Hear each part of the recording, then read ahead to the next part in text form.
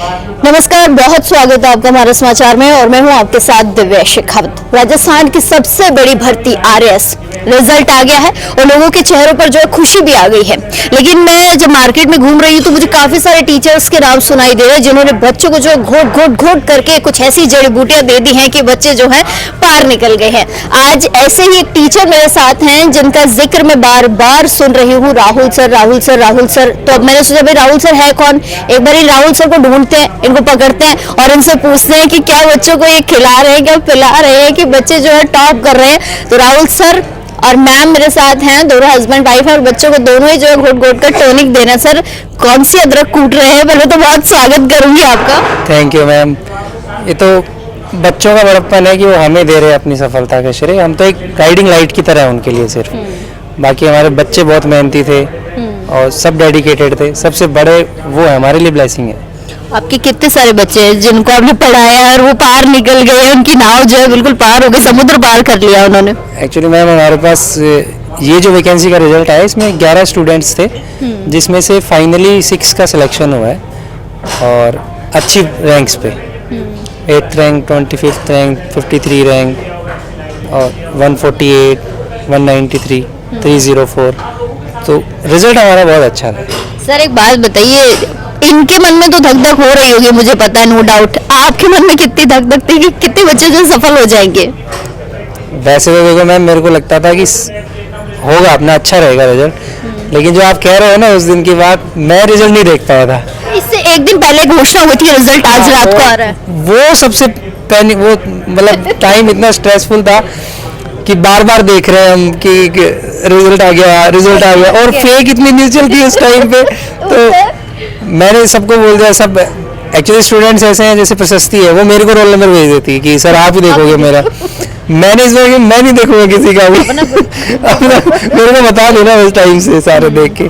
हम दोनों इतने बैठे हैं कि इसमें जब भी बाहर से अंदर आ रहा है रिजल्ट आ गया क्या, महिलाओं में क्यूरियोसिटी ज्यादा होती है, इतनी ज्यादा हो रही है उस दिन। तो पैनिक जैसे रिजल्ट आया तब भी एकदम से ऐसे कि यार किसी की पीछे रैंक आ गई, नहीं हुआ, क्या होगा। एक्चुअली सबसे बड़ी दिक्कत ये हो जाती है कि यार सक्सेसफुल के लिए अपने पास 1000 शब्द होते हैं, लेकिन जो नहीं हो पाता ना उसको आप कुछ भी कहोगे उसको सिंपैथी लगेगी कि सिंपैथाइज कर रहे हैं या और है, तो उसमें शब्द नहीं आ पाते आपके पास कि उनको क्या बोलेंगे आप।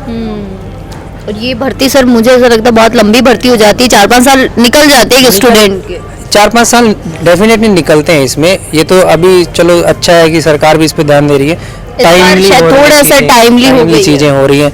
आगे और भी है कि भाई और फर्दर करेंगे तो वो बेटर। फिर भी बहुत लंबा टाइम होता है, 23 की वैकेंसी थी, देखिए 2 साल भी कम नहीं होते हैं। और जिसमें से आप जनवरी में रिजल्ट आ गया था मेंस का और उसके बाद अब फाइनल रिजल्ट, इंटरव्यू फेज में इतना टाइम, क्योंकि जब इंटरव्यू कॉल होता है तो सबको लगता है कि अब तो अच्छा हो ही जाएगा और एक वो सांप सीढ़ी में नहीं होता कि ऊपर जाके 99 पे काट देना 0 पे, तो यहाँ से नहीं होता। तो ये इतना स्ट्रेसफुल टाइम होता है सबसे ज्यादा।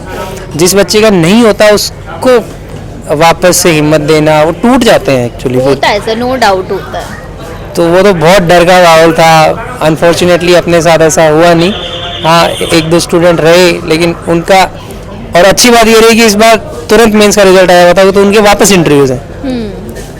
तो ये जो आपके पास टॉनिक है ना वो दे देना, उन बच्चों को दे देना, उनके काम आ जाएगा। नहीं टॉनिक मेहनत का ही है मैम, उनकी का अपना, और हम तो बस उनको रास्ता दिखा देते हैं। मुझे एक बात बताइए, कोचिंग हब बन चुका है जयपुर, पहले सीकर का नाम आता था, कोटा का नाम आता था, अब अगर नाम आता है तो जयपुर का नाम आता है। गोपालपुर आप पूरा देख लो, मुझे कोई बिल्डिंग ऐसी नजर नहीं आती जिसमें कोचिंग नहीं हो सर। हर नाम की कोचिंग मिल जाएगी आपको, खैर मैं जिक्र नहीं करूंगी किसी का, लेकिन हर नाम की कोचिंग मिल जाएगी। एक बिल्डिंग है उसके अंदर 4 अगर माले होंगे ना तो चारों में कोचिंग भरी पड़ी। स्टूडेंट को एक्चुअली वो समझ नहीं आ रहा कि वो जाए किसके पास, कहाँ उसे सही गाइडेंस मिलेगी, कहाँ उसे जाना चाहिए, किस चीज़ का चयन करना चाहिए उसे। हाँ मैम, ये आपने सही कहा कि कोचिंग्स बहुत हो गई हैं और इसीलिए देखिए आप इन्फ्लेटेड रेंट्स कितने इन्फ्लेटेड हैं कि वैल्यूएशन है नहीं उनकी, लेकिन इस वजह से हो गई है। और रही बात की कोचिंग्स की, देखो अपनी जगह सब लोग अच्छे हैं, अपनी अपनी जगह कोई भी बैठा है तो ऐसे तो है नहीं। ये तो स्टूडेंट को थोड़ा सा समझना पड़ेगा कि यार उसको क्या रिक्वायरमेंट है। जरूरी नहीं है कि हर कोई स्टूडेंट कोचिंग करे ही, सेल्फ स्टडी से भी होते हैं, लेकिन एक गाइडेंस ज़रूरी होता है, वो उसको रखना है। एक मेंटोर ज़रूरी है, वो कोई भी हो सकता है, वो उसका भाई हो सकता है, उसका कोई फ्रेंड हो सकता है, उसका कोई टीचर हो सकता है, कोई भी, उसको अच्छे से फॉलो करना है, ब्लाइंडली फेथ रखनी है। जैसे मेरे पास कोई भी आता है तो मेरा पहला क्वेश्चन रहता है, मैं जो कहूँगा ना वो करना पड़ेगा, उतना तो करना ही पड़ेगा। एक्स्ट्रा करते हो वो अपने एफर्ट्स हैं, पर मिनिमम उतना तो करना ही पड़ेगा। और उसके बाद हम ये कर सकते हैं कि यार 100% रिजल्ट आते हैं। मैंने ये देखा है, जिसने फॉलो किया है 100% रिजल्ट रहा है।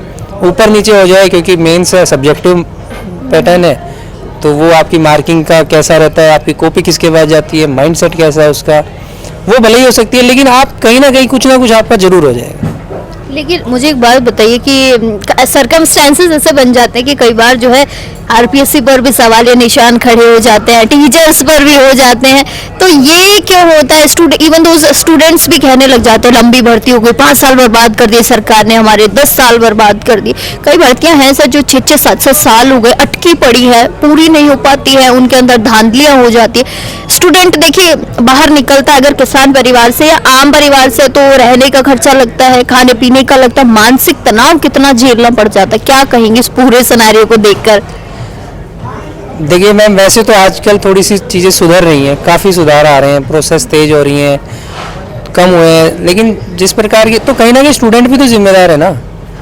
जब वो ही नहीं चाहेगा अदरवाइज, तो कोई कैसे दे देगा, आपसे फॉलो करवा लेगा? तो एक स्टूडेंट को भी अपने आप में ईमानदार होना पड़ेगा। और दूसरी बात है, टाइम के साथ चीज़ें हो रही हैं चेंज, आरपीएससी भी काम कर रही है उस पर, अभी काफ़ी रिफॉर्म्स आए हैं, वैकेंसीज फटाफट आ रही हैं, वैकेंसी कंप्लीट जल्दी हो रही है टाइम से, तो टाइम तो लगेगा अभी सर्कमस्टांसेस सुधरने में। मैम आपका भी बहुत जिक्र हो रहा था, मैम जो सर की वाइफ है, अंकेश नाम है, मैम बड़ा जिक्र कर रहे थे स्टूडेंट आपका कि काफी मेहनत लगी है और सर के पीछे तो लगी है। सर को आप क्या खिलाते पिलाते हैं, मुझे तो ये बताइए पहले। एक्चुअली मैम ये जो सपना है ना वो मेरे हस्बैंड का है। एक्चुअली मैंने केवल मतलब बैक फुट से उनका साथ दिया है, बस मेरे को ये था कि इनका सपना पूरा होना चाहिए। और इस जर्नी में हमारे साथ में जो स्टूडेंट्स जुड़े, हम ब्लेस्ड हैं कि ऐसे स्टूडेंट्स जुड़े जो मतलब ग्रेटफुल है इस चीज़ के लिए, और ब्लाइंडली फेथ किया उन्होंने हमारे ऊपर और उस चीज़ को फॉलो किया है। तो बहुत खुशी हो रही है। इवन 2-3 दिन हो गए सो भी नहीं पा रहे हैं, मतलब इस एक्साइटमेंट में कि हाँ। अच्छा, ऐसा मन करता होगा मेरे बच्चे पास हुए, मेरे बच्चे पास हुए, सबको बताऊं मैं। जब खुद का रिजल्ट देखते हैं ना तो वो अलग चीज़ होती है, लेकिन जब स्टूडेंट्स का रिजल्ट देखते हैं तो वो मोमेंट अलग है। मुझे अच्छे से पता है, पहले दिन रिजल्ट का माहौल बन रहा था, हम जा रहे थे कहीं बाहर, तो जैसे रास्ते में इनके पास में कॉल आया कि रिजल्ट आने वाला है, तब से ये ड्राइव कर रहे हैं, तो बोले अरे यार सब बढ़िया हो जाए, बस हमारे बच्चों का बहुत अच्छा हो जाए, चलो ठीक है। वो दिन निकल गया। दूसरे दिन रिजल्ट आ रहा है, उससे पहले मुझे बोल रहे हैं यार मेरा बीपी लो हो रहा है, मेरे पैर ठंडे पड़ रहे हैं। और जैसे रिजल्ट देखा बच्चों का, चेयर पे थे एकदम से, मतलब कूद के ऐसे, मतलब वो मोमेंट ही अलग था। तो ये एक्सप्लेन भी नहीं कर पा रही मैं, जो खुशी है ना उसको। नहीं, मैं समझ सकती, क्योंकि मैं भी इतने सारे स्टूडेंट से मैंने बात की, तो मैं भी उससे एक्सप्रेस नहीं कर पा रही। मैं भी बहुत खुश हूँ कि उनकी मेहनत थी जो रंग लाई। क्या कुछ कहेंगी मैम आने वाले यूथ के लिए, आने वाले बच्चे किस तरीके से तैयारी करें, क्या गाइडेंस देंगी? मैम मेरा तो यही बोलना है कि जब हम लोग कर सकते हैं, हम लोग आज यहाँ पे, तो कोई भी कर सकता है। ये कोई बहुत रॉकेट साइंस नहीं है इसमें आरएस बनना। एक ही डर बना हुआ है कि भाई पता नहीं कैसे होगा, इतने बड़े इंस्टीट्यूट में जाएं, हमारे पास में फीस हो गया। नहीं, अगर आप ब्लाइंडली किसी एक में फेथ रख रहे हो, 4 जगह घूमने के बजाय किसी एक जगह आप मतलब किसी की गाइडेंस में तैयारी कर रहे हो, तो डेफिनेटली आप कर सकते हो। तो मेरा तो यही बोलना है कि हर कोई कर सकता है, बस आपके अंदर मतलब ये सेल्फ डाउट नहीं आना चाहिए आपको। चलिए, बहुत शुक्रिया मैम। सर आपसे 2 सवाल और पूछूंगी। एक पहला तो ये कि मैंने कहीं सुना था आप ये कहते पढ़ाई करना बहुत इजी होता है, कैसे होता है इजी? सर मुझे तो बचपन से लेकर आज तक पढ़ाई कभी इजी नहीं लगी। हाँ, लेकिन पढ़ लिए, चलो खैर, आप बताओ कैसे इजी है? नहीं, मेरा बिल्कुल मानना है कि पढ़ना सबसे इजी काम है। आपको लगता था? मेरे को ही लगता था तब तक, जब तक मैं खुद पढ़ता था, लेकिन अभी पढ़ा रहा हूँ, गाइड कर रहा हूँ, तब लगता है। बाकी चूंकि हम जब काम करने लगते हैं ना, कोई भी काम करोगे, फॉर एग्जाम्पल किसी के फादर का बिजनेस है, वो बिजनेस भी करेगा, तो बिजनेस इतना ईजी नहीं है जितना पढ़ के एग्जाम निकालना है, बिजनेस को रन करना, सारी चीज़ें करना। तो इसलिए मैं हमेशा बोलता हूँ कि तुम लोग इस चीज़ को समझो, इसको ग्रांटेड मत लिया करो कि पढ़ना है, ये कर लेंगे, वो कर लेंगे। कुछ नहीं हो पाएगा इससे इजीली। ये सबसे इजी हो रहा है। आपको करना है कि आपको रूम पे बैठना है, आपको सिर्फ पढ़ना है। नींद आने लग जाती है सर किताब खोलती मेरे साथ तो होता है। अब यही तो है स्ट्रगल, यही तो है। जैसे किताब खोली तो ऐसा लगता है अरे कल पढ़ लेंगे, आज छोड़ो, क्लास नहीं, लेने का ही नहीं। मन नहीं करता। बस इसी फेज से निकलना है। ये तो मैं नहीं निकल पा रही सर। बच्चे को क्या मोटिवेशन देंगे आप? बच्चे सबसे मेन जो अंकेश ने बोला है कि सेल्फ डाउट नहीं करना है। मैं हमारे स्टूडेंट्स भी देखता हूँ जिनका नहीं हो पाता है, सबसे मेन रीज़न ये आता है कि सेल्फ डाउट। उनको ये लगता है कि यार हम नहीं कर पाएंगे, मतलब ये तो बहुत टफ है, या जो कर रहे हैं वो तो बहुत इंटेलिजेंट है या बहुत ये है। भाई मैं कर सकता हूँ ना, तो कोई भी निकाल सकता है। जब हमने 18 में क्रैक किया था, उस दिन मेरे को रियलाइज हुआ यार शायद मैं भी कुछ दिन सेल्फ डाउट में नहीं जाते पहले तो और बेटर रिजल्ट हो सकता था हमारा भी।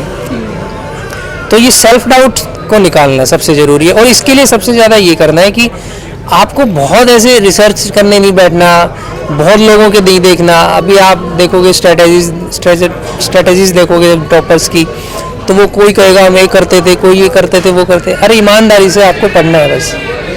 बस मुद्दा है कि बस पढ़ाई करो, ईमानदारी होनी चाहिए, लेकिन उसमें बेईमानी नहीं होनी चाहिए। आप खुद के साथ तो ईमानदार हो कम से कम, आप उसमें तो एक्सक्यूजेस मत दो। आपने पारुल से बात की होगी, इतने स्ट्रगल है उसकी लाइफ में, पेरेंट्स की, उसकी मैंने डिसेबल्ड है पेरेंट्स, स्कूल में पढ़ाने जाती है, उसके मुंह से मैंने कभी एक्सक्यूज नहीं सुना। हमेशा टॉप रही है, हमेशा टाइम पे रही है, और कभी भी ऐसा उसको बोला भी है ना, डल किसी चीज़ में जा रही है, क्रिटिसिज्म में उसको डांटा है, तो ऐसे नहीं कि सर मेरा तो ये एक्सक्यूज नहीं दिया कभी। उसने एक्सेप्ट किया है, और नेक्स्ट बार वो गलती मिली नहीं उसके पास कभी भी। प्रशस्ति को कभी भी देख लो आप, उसको कोई फर्क नहीं पड़ता। मैं हमेशा स्टूडेंटों को बोलता हूँ कि यार 6 महीने के लिए प्रशस्ति क्यों नहीं हो सकते? जिसने 15-15 दिन वो सूरज नहीं देखती, घर में है, अपने रूम में है, सिर्फ खाना आ रहा है उसके लिए वो खाना खा रही है, मम्मी पापा से बात भी नहीं कर रही है, घर में रह रहे कि मेरे 10 मिनट खराब होंगे। और बात ये नहीं है कि 10 मिनट खराब होंगे, आपने 10 मिनट बात की है मम्मी पापा से, उन्होंने किसी रिश्तेदार की बात की, वो आपके 2 घंटे बाद में दिमाग में चलेगी जब आप कंसंट्रेशन करने बैठोगे। ये वो कह रहा था, वो ये कह रहा था। तो मिनिमम लोगों से कनेक्शन रखना है और ईमानदारी से मेहनत करनी है, बस इतना ही है। बहुत शुक्रिया सर, आप दोनों को ढेर सारी मैं बधाई दूंगी, और आने वाले स्टूडेंट्स को जो यूथ तैयारी कर रहा है उनको भी मैं यही कहूंगी, मेहनत लगन सब कुछ आप पा सकते हो, मेहनत और लगन के दम पर, और ईमानदारी बहुत जरूरी है आपके साथ। तो ईमानदारी को साथ लेकर चलिए और कुछ ना कुछ आप जरूर बनेंगे, और हमारा भी पूरा सपोर्ट आपके साथ रहेगा। तमाम छोटी बड़ी अपडेट्स के लिए बने रहिए हमारा समाचार के साथ।